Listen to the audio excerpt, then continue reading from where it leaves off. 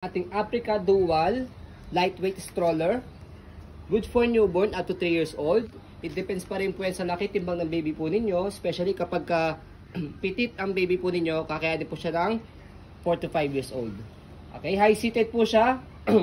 Full canopy. Reversible po yung kanyang handle.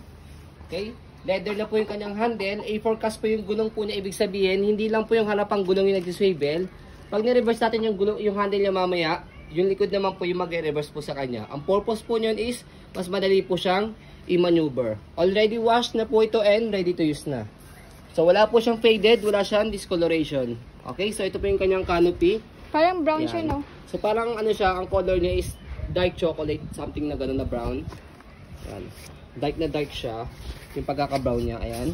So ganyan siya pagka full canopy. And then sa side meron siyang lock para mag-fit. Pag i-fold nyo po, angat nyo lang po siyang ganyan. So, pwede siyang half kung gusto nyo pong ganyan. And then, sa pag-fold, ayan. Next natin, sa kanya pong higaan or upuan.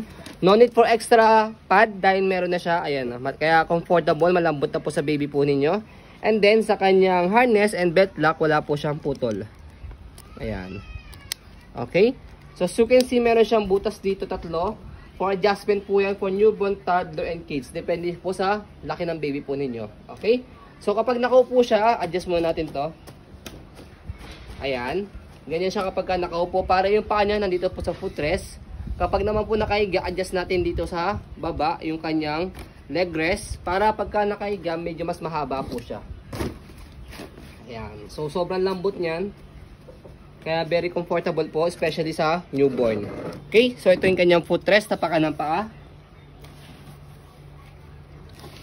And then yung kanyang front handle. Yung front handle niya meron kasamang pad pa.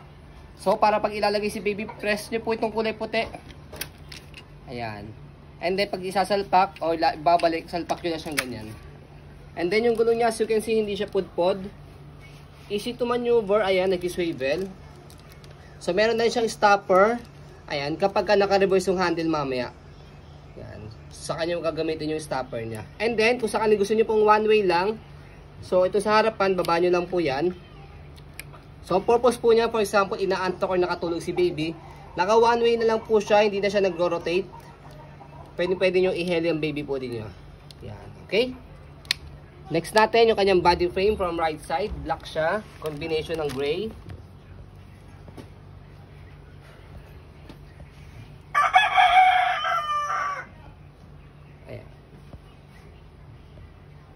And then, sa likuran, unahin natin yung kanyang basket. And then yung gulong. And stopper. Ayan, stop natin. Ayan. Okay. And then, sa pag-adjust po sa kanya, pagka ihihiga, so shoot nyo lang yung daliri nyo rito and then, tulak po ninyo. Ayan. And then, kapag ka po uupo, atakin nyo lang po itong dalawa. Ayan. Okay? So, next natin, sa kabilang side ng body frame.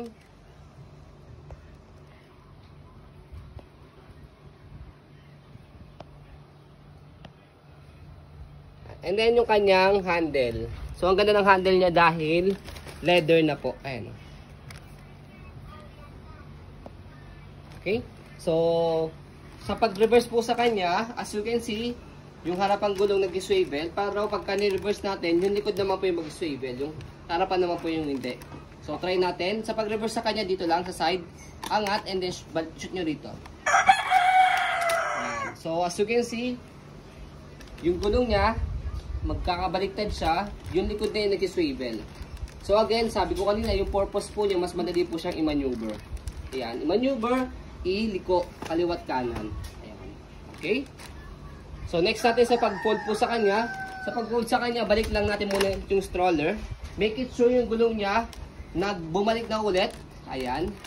Yung harapan na nag-swivel. And then, fold natin yung kanyang canopy. Ayan. So, kapag na-fold na yung canopy sa handle, slide and press. Kailangan magko-color wed to. Kasi kapag hindi nyo na siya in-slide, nakalock po yung nasa ilalim niya. Okay, ang kinagandahan sa Africa, lightweight, one hand fold, one hand open. Kaya kahit hawak nyo si baby, kaya nyo po siya i-open sa i-fold. So, try natin. Slide, press. For example, hawak ko si baby. Angat yung likod na gulong and then pull down. Ganyan lang siya kadali. Ayan. So, sa pag-open naman po, same lang din, slide press, hawak ko si baby, angat lang yung likod, tapos buka. So, yun lang.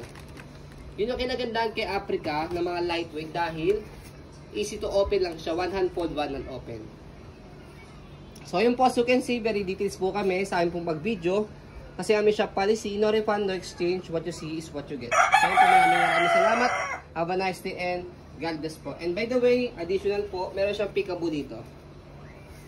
So, yun po.